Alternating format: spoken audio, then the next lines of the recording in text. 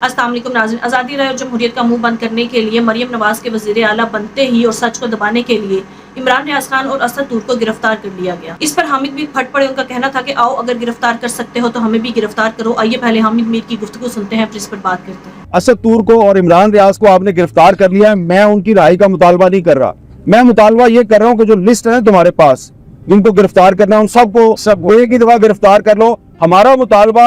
آج یہ ہے، آؤ ہمیں گرفتار کرو، آؤ ہمیں گرفتار کرو، آؤ ہمیں گرفتار کرو، آؤ ہمیں گرفتار کرو۔ اور ارشد شریف کے قاتلوں کی جو انویسٹیگیشن ہے اس کے لیے سپریم کورٹ نے ایک انیشیٹو لیا تھا، وہ معاملہ ابھی درمیان میں ہے، تو بہتر یہ ہوگا کہ supreme court of Pakistan Arshad Sharif کے قاتلوں کو خود ہی بے نقاب کرے اور سزا دے دے۔ ہم سزا دینے کی تو اہلیت نہیں رکھتے، لیکن ہم ارشد شریف کے قاتلوں کو جانتے ہیں۔ ایسا نہ ہو کہ ہم ان کو نیم بھی کریں اور شیم بھی کریں، اور وہ جو قاتل ہیں انہیں نیمنگ اور شیمنگ سے بچنے کے لیے پاکستان چھوڑنا پڑ جائے۔ ہم پاکستان نہیں چھوڑیں گے، تم پاکستان چھوڑو گے۔ اسد طور نے جو آخری ویلاگ کیا اس میں اس نے ساری کہانی پہلے بتا دی، تو جو لوگ یہ سمجھتے ہیں کہ اسد طور نے کسی اہم عدالتی شخصیت کے خلاف کوئی کردار کشی کی مہم چلائی، یا وہ یہ سمجھتے ہیں جی کہ سول سروس کے خلاف یا کسی ادارے کے خلاف انہوں نے کوئی مہم چلائی، وہ آپ ایف آئی آر دیکھیں، جو ایف آئی اے کی ایف آئی آر ہے انگریزی زبان میں ہے، وہی اس میں گھسے پٹے پرانے الفاظ ہیں، میلافائڈ انٹینشنز اور اینٹی اسٹیٹ پروپیگنڈا، اور لکھا نہیں ہوا کہ ایکچولی اسد طور نے کیا کیا ہے۔ تو یہ اسد طور کی گرفتاری جو ہے وہ دراصل ایک ٹیسٹ کیس ہے۔ اس سے پہلے عمران ریاض خان کو گرفتار کیا گیا، لیکن عمران ریاض کو گرفتار کر کے کہا گیا کہ جی یہ کوئی لینڈ ڈسپیوٹ کا معاملہ ہے، لیکن آپ سب کو پتا ہے کہ وہ لینڈ ڈسپیوٹ کا معاملہ نہیں ہے۔ اس کو بھی اس لیے گرفتار کیا گیا ہے کہ کافی عرصہ لاپتہ رہنے کے بعد وہ جب سامنے آئے تو کچھ عرصہ خاموش رہے وہ، اور پھر انہوں نے بولنا شروع کر دیا، تو ان کی زبان بندی کے لیے ان کو گرفتار کیا گیا ہے۔ اسد طور کو بھی ان کی زبان بندی کے لیے گرفتار کیا گیا ہے۔ اس کا سب سے بڑا ثبوت یہ ہے کہ ان دونوں کی گرفتاری سے صرف چند دن پہلے بی بی سی نے ایک ڈاکومنٹری کی، اور اس ڈاکومنٹری میں ان دو کے انٹرویو شامل تھے، عمران ریاض کا انٹرویو تھا اور اسد طور کا انٹرویو تھا۔ تو مجھے کوئی شک نہیں ہے کہ عمران ریاض اور اسد طور کی جو گرفتاری ہے اس کا مقصد پاکستان کی جو صحافتی برادری ہے اس کو یہ پیغام دینا ہے کہ تم لوگوں کو سچ بولنے کا بہت شوق ہے، اس شوق سے باز آ جاؤ ورنہ ہم تمہیں سبق سکھا دیں گے۔ تو جو لوگ ہمیں سبق سکھانے کے شوق میں مبتلا ہیں، وہ بڑے مشتاق ہیں کہ جی ہمیں سبق سکھایا جائے، ان کو صرف یہی گزارش ہے کہ اگر آپ یہ سمجھتے ہیں کہ اسد طور کو ہتھکڑیاں لگا کے عدالت میں پیش کر کے اس کا 5 دن کا ریمانڈ لے کے ہم ڈر جائیں گے، تو میں آپ کو بتانا چاہتا ہوں کہ ہم یہاں پہ کھڑے ہیں۔ جو الزامات آپ نے اسد طور پہ لگائے ہیں، میں ان الزامات کو میں اون کرتا ہوں۔ زندہ ہے صحافی، زندہ ہے۔ جو ہے نا ہماری وہ یہ ہے کہ جمہوریت کی لڑائی میں سیاسی جماعتیں بعد میں آتی ہیں، صحافی برادری جو ہے وہ پہلے لڑائی شروع کرتی ہے۔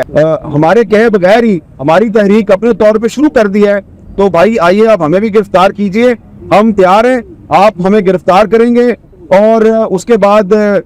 لوگ جو ہیں وہ ہماری رہائی کا مطالبہ کرے نہ کرے، لیکن دنیا جو ہے وہ آپ کو شیم کے نعروں سے نوازے گی۔ اور دوسری بات جو ہے وہ بڑی قابل غور ہے، اور وہ یہ ہے کہ اسد طور کو اس دن گرفتار کیا گیا جس دن پنجاب میں اور سندھ میں جو نیا وزیر اعلیٰ ہے اس نے حلف اٹھانا تھا۔ تو ایک طرف دو بڑے صوبوں میں 2 نئے چیف منسٹر حلف اٹھا رہے ہیں، دوسری طرف آپ نے اسد طور کو گرفتار کیا اور آپ نے اٹینشن ڈائیورٹ کی۔ آج قومی اسمبلی کا اجلاس ہونے والا ہے اور نیا پرائم منسٹر اور نئی حکومت جو ہے وہ حلف اٹھانے والی ہے، تو آپ نے صحافیوں کی گرفتاری، نگران حکومت ہے یہ جاتے جاتے لینڈ مائنز بچھا رہی ہے۔ لینڈ مائنز تو ویسے ہمیں پتا ہے کہ لینڈ مائنز بچھانے کی تربیت کس کے پاس ہے، تو وہ لوگ جو ہیں وہ انوار اللہ کاکڑ صاحب کے جو کندھے استعمال کر رہے ہیں، اور مجھے کچھ ساتھی جو ہیں وہ انہوں نے پیچھے سے مجھے دبایا ہے، کندھا بھی دبایا، میری بازو بھی دبائی ہے، تو میں جو ہے وہ اس طرف نہیں جاتا۔ تو میں نے بات صرف یہ کرنی ہے کہ کوئی میں اپنی زبان کھولوں نہ کھولوں، لیکن آج پاکستان کے حالات یہ ہیں کہ ہر جو پاکستان کا عام آدمی ہے اس کو پتہ ہے کہ اسد طور کو کس نے گرفتار کروایا ہے. ٹھیک ہے، اسد طور پہ جتنے بھی الزامات ایف آئی اے نے لگائے ہیں، ہم ان الزامات کو میں اون کرتا ہوں، آئے مجھے بھی گرفتار کر لیں، اور آپ نے اور بھی صحافیوں کو گرفتار کرنا ہے، لسٹ کا ہمیں پتہ ہے.